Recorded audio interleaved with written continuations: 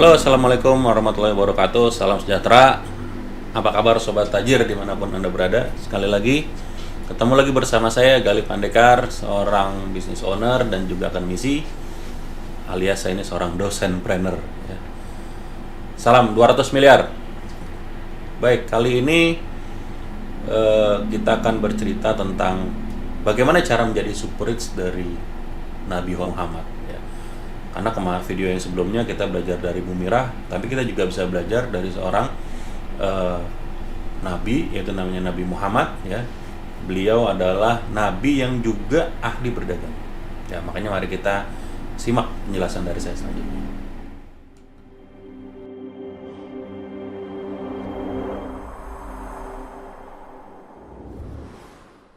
Nabi Muhammad pernah berpendapat ya, karena saya ekonom, jadi itu teori ya. 9 dari 10 pintu rezeki, kata beliau, itu dari berdagang atau berbisnis.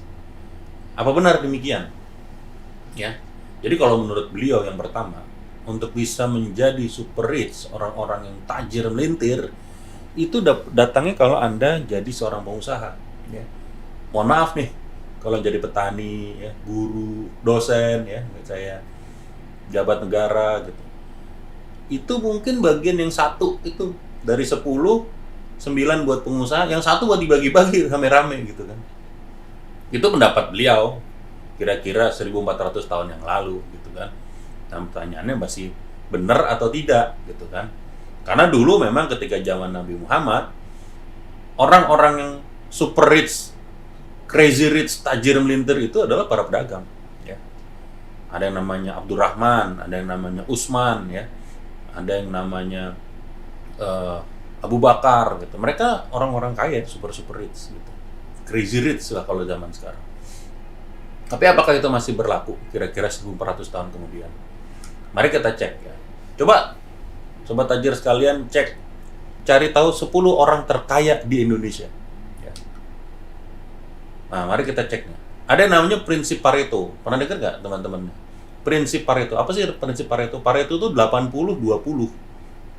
Artinya, pendapatan Indonesia, pendapatan suatu negara bisa jadi 80% itu hanya dimiliki oleh 20% orang saja. Ya. 80% kekayaan hanya dimiliki oleh 20%. Bahkan untuk kasus Indonesia bisa jadi lebih timpang lagi. Jangan-jangan 90% kekayaan dimiliki oleh 10%. Tapi rata-rata prinsip Pareto, biasanya hasil kita, 80% penghasilan kita didapat dengan 20% effort. Ya. 80% income kita didapat dari 20% waktu yang kita berikan. Jadi prinsip 80-20 dari Pareto. Ya. Sekarang kita coba aja gitu. Kita cari. Mari kita hitung kekayaan 10 orang terkaya di Indonesia. Kita jumlahin aja. Menurut Kompas ya, yang diakses oleh Kompas, yang berita yang di-share oleh Kompas ya. 10 orang ini kekayaan kalau dijumlah itu 876 triliun. Coba tajir semua. Ini APBD DKI aja, APBD ibu kota itu hanya di kisaran 90 triliun. Ini mereka bersepuluh aja kumpul itu sudah lebih kaya daripada provinsi DKI, daripada gubernur DKI. Kalau kita jumlahin lagi dengan APBN Indonesia itu hanya 2.700 triliun kira-kira. Nah, kalau mereka bersepuluh aja udah 876, berarti ini udah sepertiga. Ya. Sepertiga pendapatan Indonesia ini, pendapatan APBN kita ini, itu sudah senilai cuma 10 orang aja. Ini 10 orang loh, saudara-saudara. Bukan 10% ya, 10 orang. Jadi kalau 10% orang Indonesia berarti 2,7 juta jiwa, 2,7 juta pengusaha. Itu kalau dijumlahin lebih gede lagi. Ya kan? Nah, terus jadi gimana? Dan rata-rata orang terkaya tadi, 10 orang terkaya tadi, baik itu di Indonesia maupun di dunia, profesinya apa? Ya mohon maaf, ya. Mohon maaf nih, dosen ya, kayak saya nih nggak masuk gitu kan.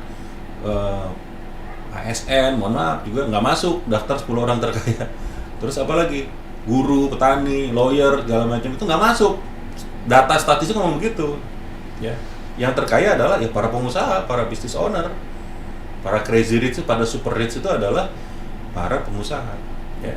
Jadi prinsip Nabi Muhammad ini, teori Nabi Muhammad ini masih berlaku sampai sekarang. Nah, kalau teorinya masih berlaku dan terbukti, harusnya udah bukan teori lagi kan. Nah, itu pendapat Nabi Muhammad. Tapi gimana kalau kita cek dengan pendapat orang zaman sekarang ya? Nah, ini saya ambilkan dari salah satu buku yang terkenal, yaitu ditulis oleh Robert Kiyosaki ya. Mari kita tanya Robert Kiyosaki. Dia penulis buku yang namanya Cash Flow Quadrant. Ya, apa itu Cash Flow Quadrant? Jadi ada 4 kuadran, kuadran kiri dan kuadran kanan.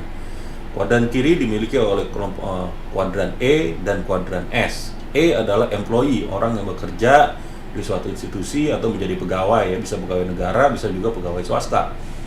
Yang berikutnya adalah orang kuadran S. Kuadran S ini adalah orang-orang memiliki keahlian tertentu, misalnya dokter, interior designer, terus misalnya dia lawyer ya. Nah, ini mereka memiliki kualifikasi tertentu. Ya, ini mereka kuadran E, kuadran S. Ada di sebelah kiri ya. Mereka memiliki pekerjaan, yang mereka bekerja untuk instansinya ya, atau mereka bekerja untuk diri sendiri. Cuman masalahnya, kalau mereka nggak kerja, kalau badannya sakit, maka pendapatannya terhenti juga, income juga terhenti. Apa yang Kiyosaki lakukan? Dia bilang dia mau sekolah ide namanya financial freedom ya, financial freedom. Kalau ya bentuk lainnya sih Anda bisa kaya gitu kan, Anda bisa bebas dari tuntutan-tuntutan keuangan.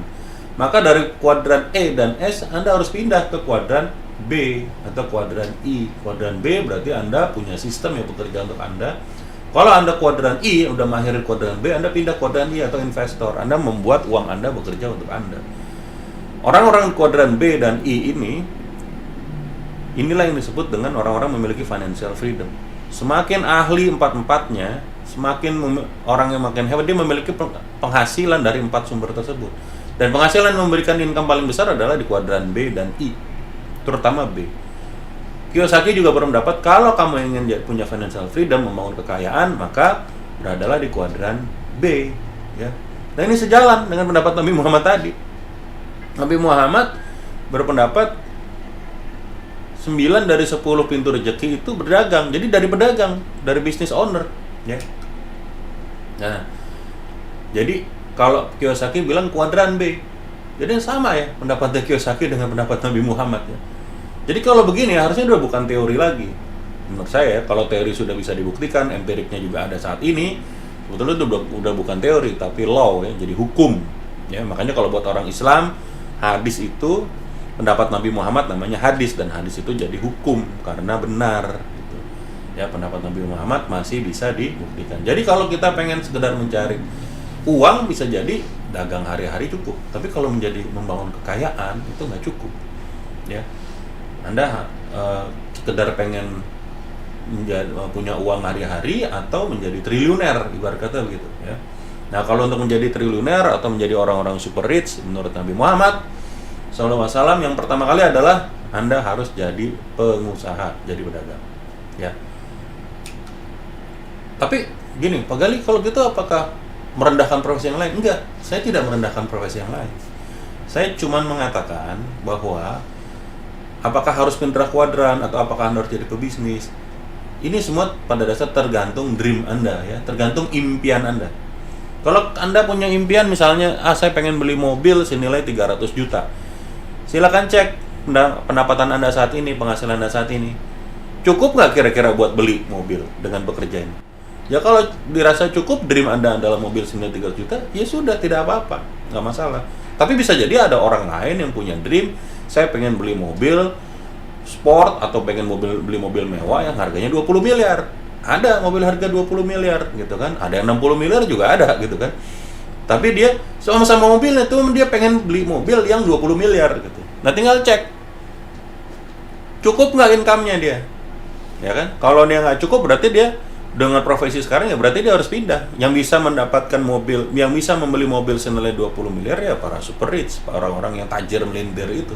Ya berarti Anda harus jadi pengusaha, jalani itu. Teori Nabi Muhammad bilang begitu, Kiyosaki juga bilang begitu. Ya kan? Nah, sekarang kalau dapat tempat kerja saya gimana Pak? Ya silakan cek aja sendiri. Gimana dream Anda? Nyampe nggak? Kalau nyampe ya udah nggak ada masalah. Tapi kalau nggak nyampe dengan impian Anda, Nah, berarti Anda harus cari profesi yang lain atau nambah skill, nambah kemampuan, atau berada di kuadran yang berbeda kalau menurut Kiyosaki. Itu tip pertama ya dari Muhammad. Jadi jadilah pengusaha. Yang kedua, setelah jadi pengusaha, apa tipsnya supaya jadi orang-orang yang bisa jadi tajir melintir? Nah, harus punya kredibilitas moral dan kredibilitas kompetensi ya, intelektual dalam mengembangkan usaha. Nabi Muhammad sendiri, dia adalah orang yang investable ya. Dia pedagang dari Mekah, dia dagang ke negeri lain, ke Yaman atau ke Suriah atau ke Syams. Dia membawa dagangan orang lain, selain bawa dagangan dia sendiri, dia dititipin oleh investor-investor, oleh pedagang-pedagang di kota Mekah yang lain, yang mungkin nggak cukup untuk bawa sendiri. Dia titip sama Nabi Muhammad, saya titip dagangan saya, tolong jualin gitu. Nanti kamu dapat bagian, dapat share sekian-sekian. Dan setiap kali didagangan oleh Nabi Muhammad selalu untung. Dan untungnya pun dibawa dibagi sesuai dengan yang nilai. Padahal namanya dagang di negara, di tempat lain, di wilayah lain, dia bisa aja bohong. Ya kan, oh dagangannya hilang tengah jalan, rusak gitu kan. Atau dagangannya bagaimana lah, kebasahan. Jadi seperti itu, tapi dia nggak pernah lakukan itu ya. Kalau hilang dia bilang hilang, kalau rusak, dan kalau laku dia bilang laku sesuai ininya, dan dia nggak bohong gitu. Nabi Muhammad nggak, dan dia selalu berusaha menjualkan barang-barang dari orang yang nitip, dari investornya, sehingga investor selalu untung. Investor untung, Nabi Muhammad juga untung gitu kan. Waktu itu dia bahkan belum jadi nabi gitu kan, masih 20 tahunan gitu. Tapi dia udah dagang ke negara-negara lain, ke wilayah-wilayah lain. Kalau sekarang beda negara ya, kalau dulu satu ya Jazirah Arab juga. Tapi pelajarannya apa? Beliau adalah orang yang investable, layak diinvestasikan. Makanya selain dia ahli dalam jualan, dia juga jujur. Ya. Dia berkata apa adanya, dia jualin barang-barang orang, dan yang diberikan, yang nitip barang dagang ke dia juga win. Investornya win, dianya Nabi Muhammad sendiri juga win. Makanya terjadilah win-win solution. Dan Nabi Muhammad sendiri menjadi orang yang kaya raya di usia muda. Apa buktinya? Silahkan dicari aja ya oleh sobat tajir semuanya, browsing aja. Karena dia bisa ketika usia 25 tahun dia nikah, mas kawinnya itu, maharnya itu 20 ekor unta. 20 ekor unta saudara-saudara. Mas di usia 25. 20 itu kalau satu ekor unta sapi aja mungkin udah 40 juta. Berarti dia 50 juta. Kalau satu ekor unta saja harganya 50 juta dan dia mas kawinnya 20 ekor, berarti dia mas kawinnya, maharnya adalah 1 miliar. Usia 25 mahar 1 miliar. Nah, generasi kita sekarang, orang-orang umur 25 nyari mas kawin 10 gram aja susah, mas ya kan? Sementara beliau dulu menikah mas kawinnya 20 ekor unta. Ada versi lain mengatakan untanya aja, ada yang bilang unta dengan isi-isinya. Ada gembolannya gitu ya. Ada unta plus, ada karpetnya lah, ada apanya. Jadi seperti itu. Tapi minimal 20 unta. Dan 20 untanya itu harganya mahal. Satu untanya mahal, ya kan? Ya. Jadi yang kedua, Nabi Muhammad karena menjadi orang yang investable. Nah, cukup dua ini aja sharing tips kali ini. Pertama, jadilah pengusaha. Yang kedua, jadilah orang yang investable, layak diinvestasikan. Ya. Nah, itulah tips bisnis, tips menjadi super rich dari Nabi Muhammad. Simple, sebetulnya masih banyak pelajaran lainnya, tapi kita akan sampaikan dalam video-video berikutnya ya. Oke, demikian dari saya. Sekian pembahasan tentang tips untuk menjadi orang-orang super rich dari Nabi Muhammad kali ini. Semoga para sobat tajir bisa memperoleh inspirasi dari video saya kali ini ya. Tetap jangan lupa klik like, share, komen, subscribe ya di channel Lavender ini, dan agar semakin banyak jumlah orang-orang tajir di Indonesia ya. Oke, salam 200 miliar untuk sobat tajir semua. Assalamualaikum warahmatullahi wabarakatuh.